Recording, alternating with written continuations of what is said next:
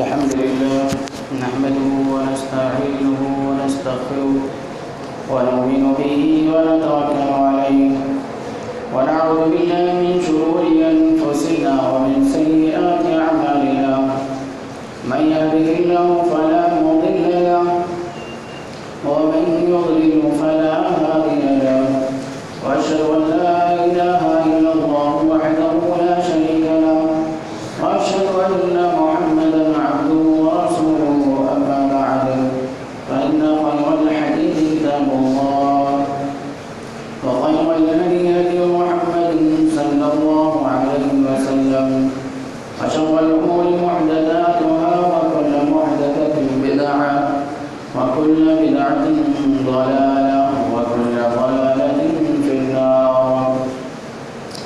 أعوذ بالله السميع العليم من الشيطان الرجيم.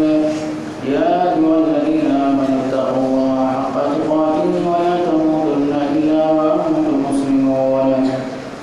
يا أيها الناس اتقوا ربكم الذي خلقكم من نفس واحدة وخلق منها زوجها وبث منهما رجالا كثيرا ونساء واتقوا الله الذي تساءلون به والأرحام إن الله كان عليكم رقيبا. يا أيها الذين آمنوا اتقوا الله وقولوا قولا سديدا يصلح لكم أعمالكم ويغفر لكم ذنوبكم ومن يطع الله ورسوله فقد فاز فوزا عظيما. حاضرین جمعہ، قابل احترام بزرگوں، نوجوان ساتھی اور ملت کے پردہ نشین خواتین، تمام قسم کی تعریفات کی بڑائی اللہ وحدہ لا شریک خالق کائنات اور مالک ارض و سما کے لیے بعدہ ان کی درود و سلام نازل ہوں تمام انبیاء کرام پر اور خصوصاً اللہ کے آخری نبی جناب محمد رسول اللہ صلی اللہ علیہ وسلم پر. سامعین کرام، حجۃ الوداع کے موقع پر پیارے نبی جناب محمد رسول اللہ صلی اللہ علیہ وسلم نے تمام مسلمانوں کو ایک وصیت اور نصیحت کی تھی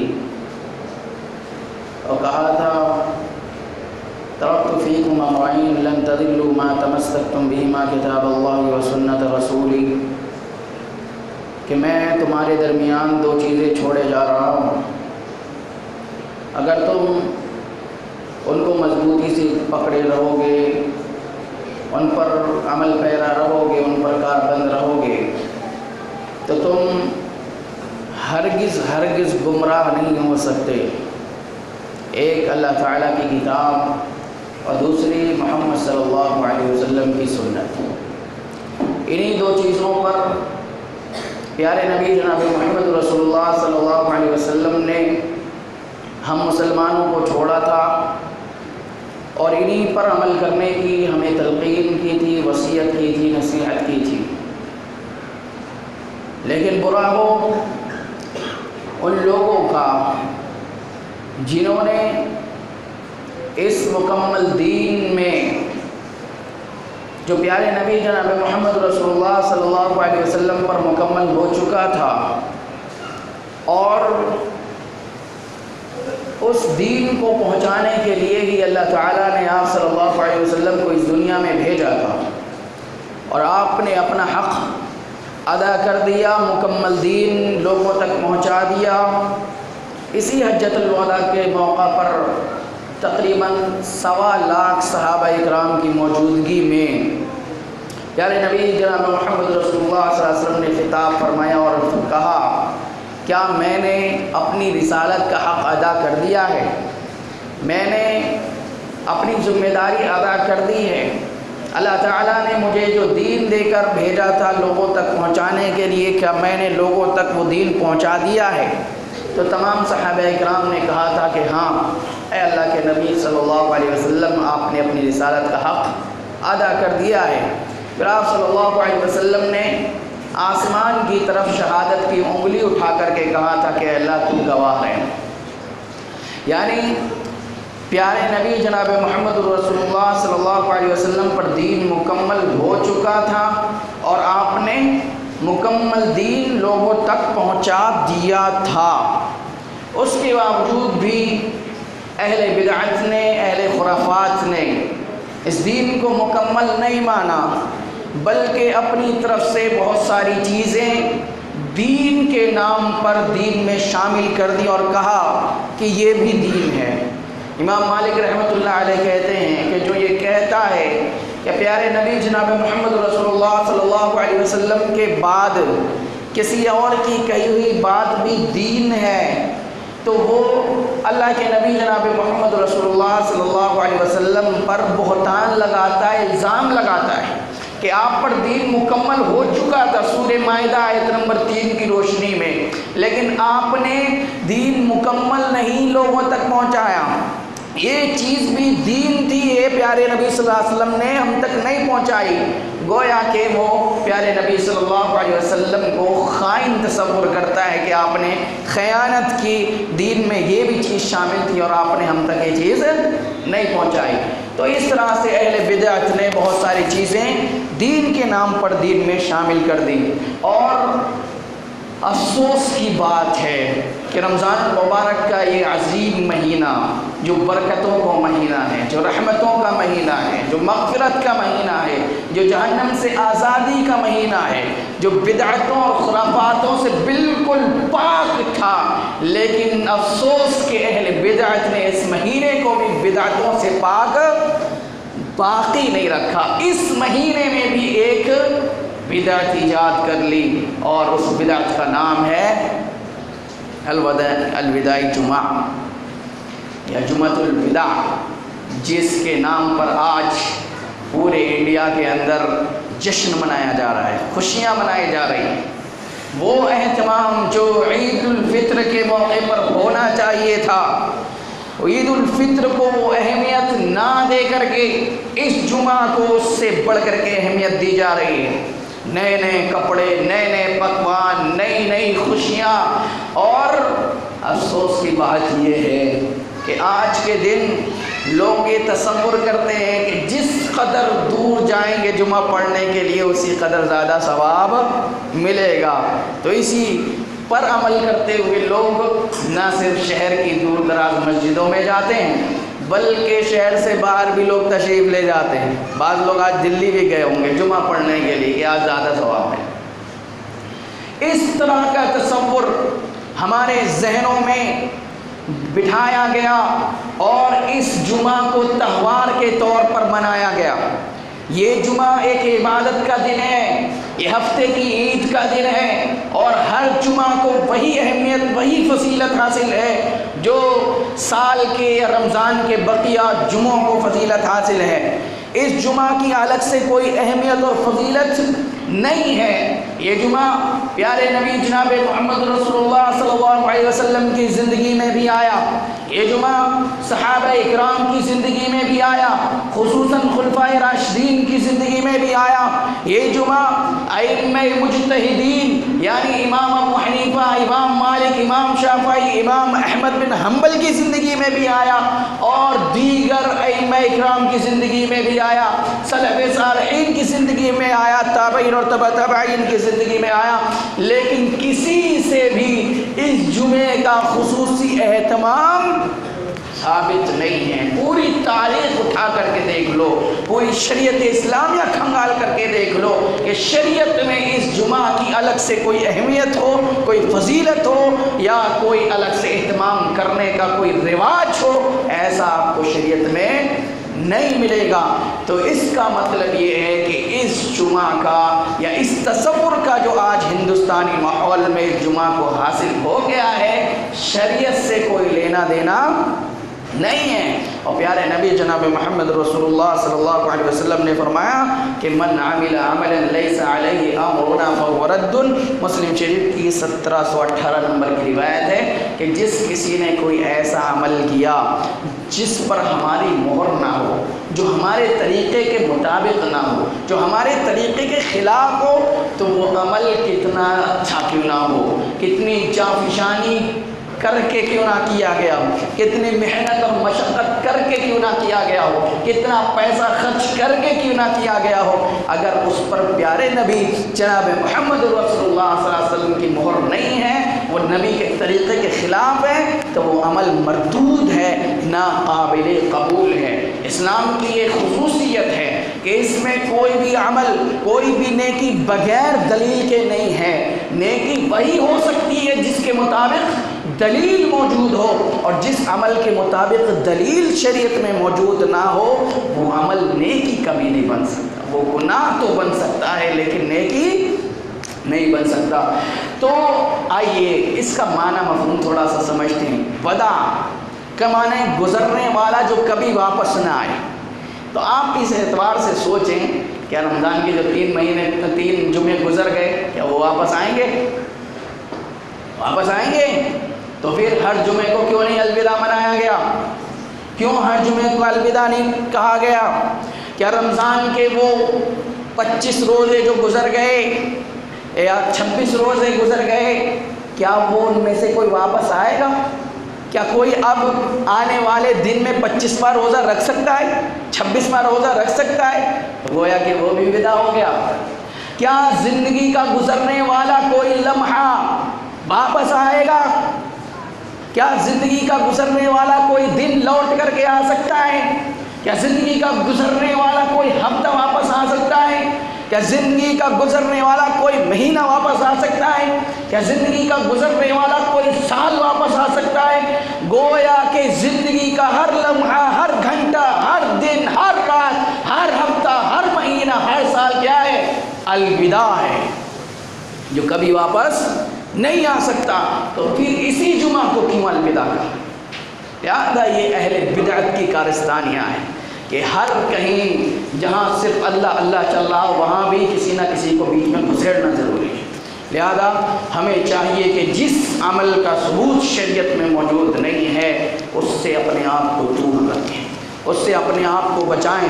آج ہم میں سے بھی بہت سارے اپنے آپ کو کتاب و سنت کا تابعدار کہنے والے بھی اس جمعہ کی خصوصیت کا اہتمام کرتے ہوئے یہاں مسجد میں تشریف لائیں۔ افسوس کی بات ہے ان کے بچوں کو دیکھا گیا کہ سڑکوں پر نئے نئے کپڑے پہنے ہوئے گھوم رہے ہیں اور عید کے دن وہ نئے کپڑے پہنے ہوئے نظر نہیں آئیں گے۔ یہ افسوس کا مقام ہے، بہت بڑے افسوس کا مقام ہے۔ ہم کائے کے اہل حدیث، ہم کائے کے کتاب و سنت کے پیروکار ہیں کہ ہم ماحول میں جو دیکھتے ہیں وہ کر گزرتے ہیں، ہم جن لوگوں کے ساتھ اٹھتے بیٹھتے ہیں ویسا روپ دھار کر لیتے ہیں، ہم کائے کے اہل حدیث ہیں۔ لہذا میرے بھائیوں، عملی طور پر اہل حدیث بننے کی ضرورت ہے، عملی طور پر کتاب و سنت کو اپنی زندگی میں اتارنے کی ضرورت ہے، اپنی عملی طور پر اپنے آپ کو اللہ اس کے رسول کا محب بنانے کی ضرورت ہے۔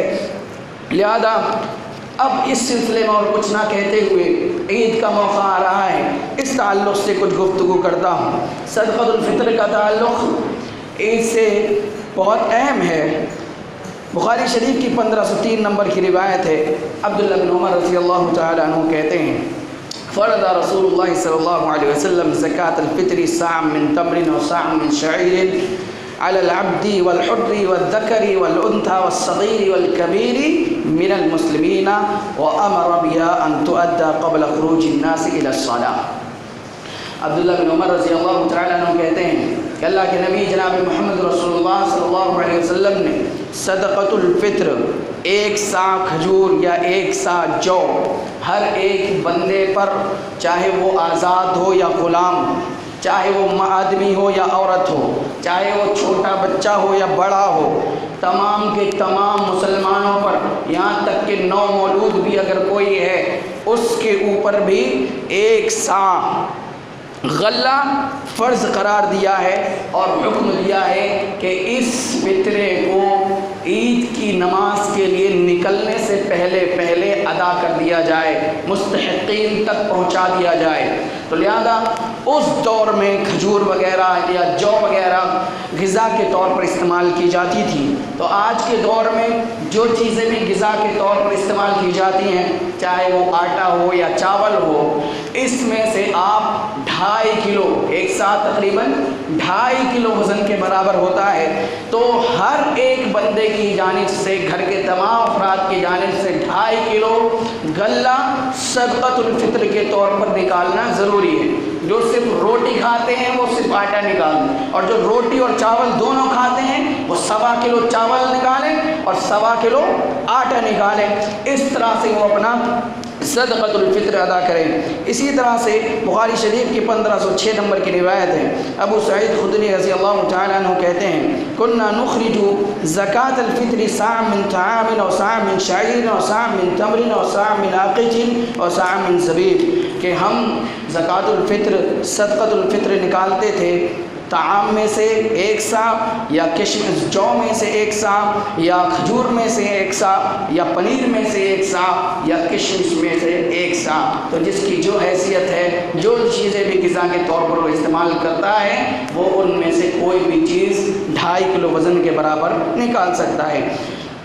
सामीन किराम, इस सदक़े से गरीबों का भला हो जाता है, और रोज़ेदार से दौरान रोज़ा जो लग़वियात या जो गलतियाँ या कमियाँ और कोताहियाँ हो जाती हैं उनका कफ़ारा हो जाता है, वो कमियाँ पूरी हो जाती हैं। चुनांचे अबू दाऊद की 1606 नंबर की रिवायत है।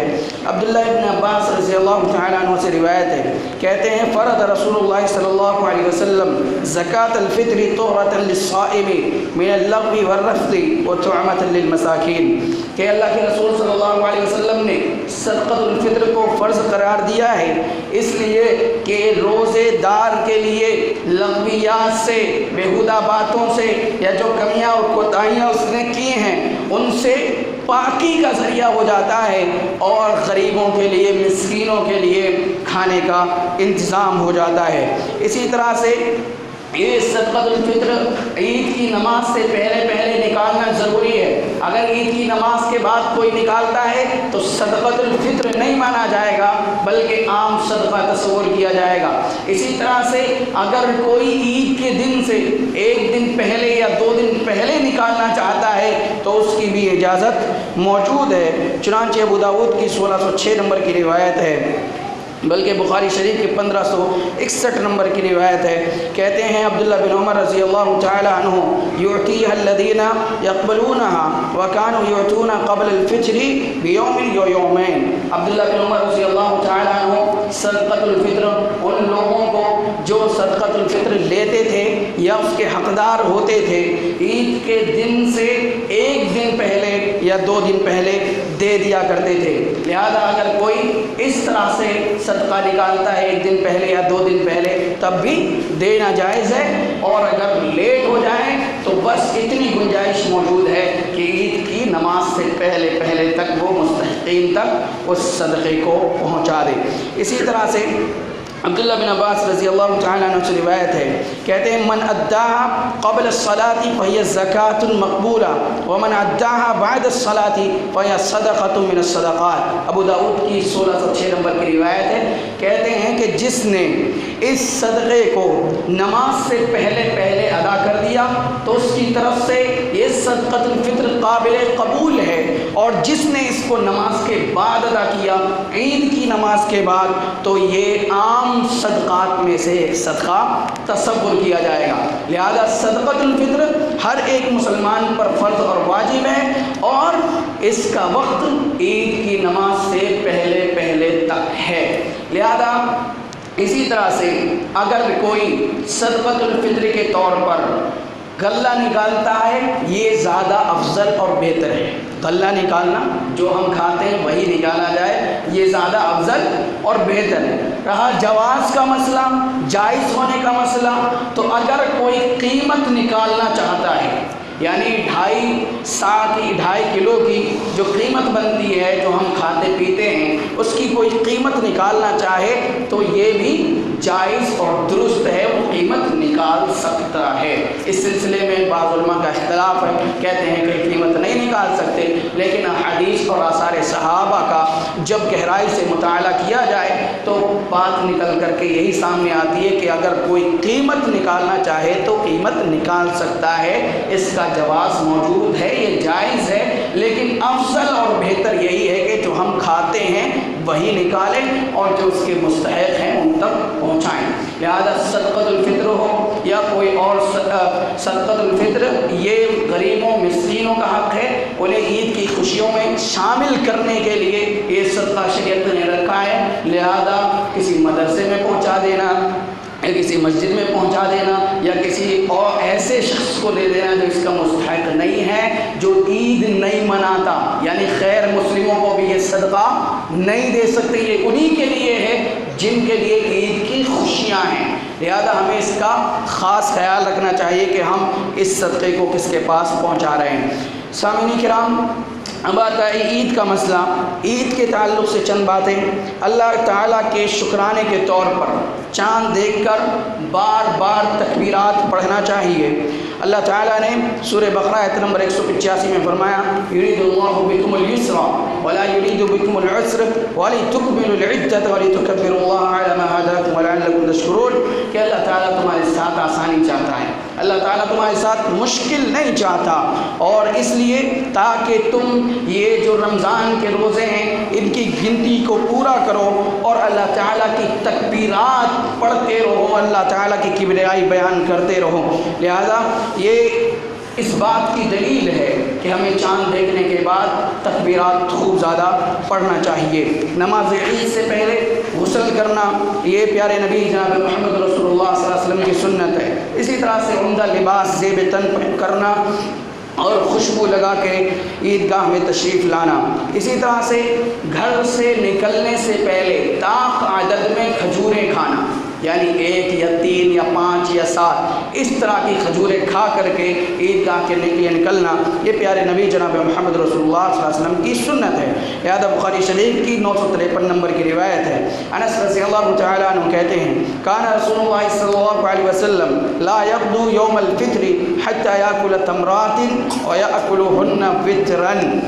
اللہ کے نبی صلی اللہ علیہ وسلم عید الفطر کی صبح کو کھجوریں کھایا کرتے تھے اور طاق عدد میں کھایا کرتے تھے، یعنی کھجوریں کھایا کرتے تھے۔ اس کا مطلب یہ ایک نہیں کھانا، 3 تمرات کا مطلب کم سے کم 3 یا 5 یا 7 یا 9 جتنی آپ کھا سکتے ہیں تو اتنی کھجوریں کھانا، طاق عدد میں کھانا، یہ پیارے نبی جناب محمد رسول اللہ صلی اللہ علیہ وسلم کا طریقہ ہے۔ اسی طرح سے عیدگاہ تشریف لانے کے لیے آپ پیدل آئیں اور پیدل ہی واپس جائیں، یہ پیارے نبی صلی اللہ علیہ وسلم کا طریقہ۔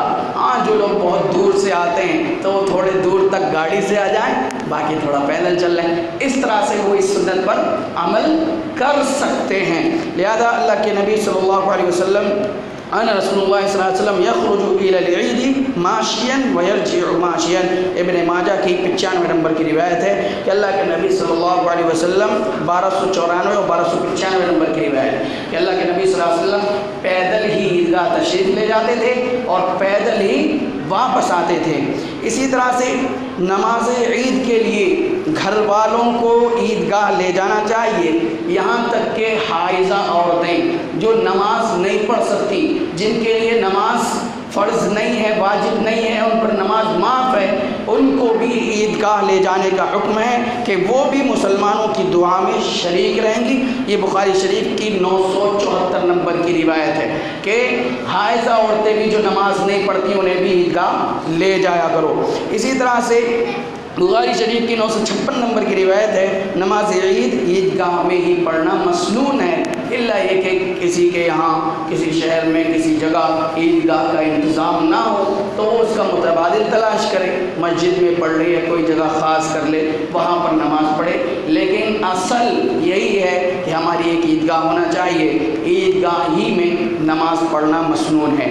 اسی طرح سے تکبیرات عیدین کے سلسلے میں سلسلۃ الصحیحہ کی 771 نمبر کی روایت ہے کہ عید کا چاند دیکھ کر کے ہمیں کون سی تکبیرات پڑھنا ہے، وہ ہیں اللہ اکبر اللہ اکبر اللہ اکبر لا الہ الا اللہ واللہ اکبر وللہ الحمد۔ یہی تکبیرات پیارے نبی جناب محمد رسول اللہ صلی اللہ علیہ وسلم سے ثابت ہیں۔ ہمیں انہی تکبیرات کا کثرت سے اہتمام کرنا چاہیے چاند دیکھنے کے بعد۔ اسی طرح سے نماز عید سے پہلے اور بعد میں کوئی بھی نفلی نماز نہیں ہے، بس عید کے لیے 2 رکعت پڑھنا ہے۔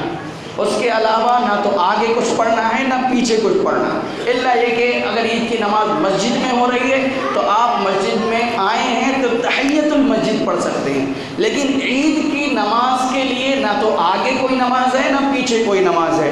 چنانچہ مسلم شریف بخاری شریف کی 989 نمبر کی روایت ہے، عبداللہ ابن عباس رضی اللہ تعالیٰ عنہ کہتے ہیں ان النبی صلی اللہ علیہ وسلم خرج یوم الفطر فصلی رکعتین لم یصلی قبلها ولا بعدها، کہ اللہ کے نبی صلی اللہ علیہ وسلم عید کے لیے تشریف لے گئے، آپ نے 2 رکعت نماز پڑھی، نہ تو اس سے پہلے کوئی نماز پڑھی اور نہ ہی اس کے بعد کوئی نماز پڑھی۔ تو عید کے دن عید کی 2 رکعت کے علاوہ کوئی دوسری اور نماز نہیں ہے کہ کوئی سوچے کہ میں عید کی نماز کھڑی ہونے سے پہلے آ گیا ہوں تو اور کچھ جتنا موقع ملے میں سنتیں پڑھتا رہوں یا بعد میں پڑھتا رہوں، تو ایسی کوئی روایت یا ایسی کوئی سنت پیارے نبی صلی اللہ علیہ وسلم سے ثابت نہیں ہے۔ اسی طرح سے عید کی نماز کے لیے نہ تو کوئی اذان ہے اور نہ ہی کوئی اقامت ہے۔ تو یہ عید الفطر کے آداب ہیں، ہمیں چاہیے کہ ہم ان آداب کا خیال رکھیں اور یہ جمعۃ الوداع کے تعلق سے جو بدعتیں اور گمراہیاں اور جو تصور یہ جو بدعقیدگیاں ہمارے سماج و معاشرے میں پھیلی ہوئی ہیں، ہمیں ان سے نکلنے کی ضرورت ہے، ان سے بچنے کی ضرورت ہے اور اپنے ہر عمل کو خالص کتاب و سنت کی روشنی میں کرنے کی ضرورت ہے تاکہ ہمیں اپنے تمام اعمال کا پورا اجر ملے، پورا ثواب ملے، ورنہ ہمارے عمل ہمارے منہ پر مار دیے جائیں گے۔ اللہ تعالیٰ سے دعا ہے کہ اللہ تعالیٰ ہمیں صحیح سمجھ عطا فرمائے، ہمیں کما حقہ دین کی پیروی کرنے کی توفیق عطا فرمائے، ہر معاملے میں کتاب و سنت کو لازم پکڑنے کی توفیق عطا فرمائے، ہمیں ہر قسم کی بدعتوں اور خرافاتوں سے محفوظ رکھے، جب تک زندہ رکھے ایمان کے ساتھ زندہ رکھے، اور جب ہمارا خاتمہ ہو تو ایمان پر آمین۔ وآخر دعوانا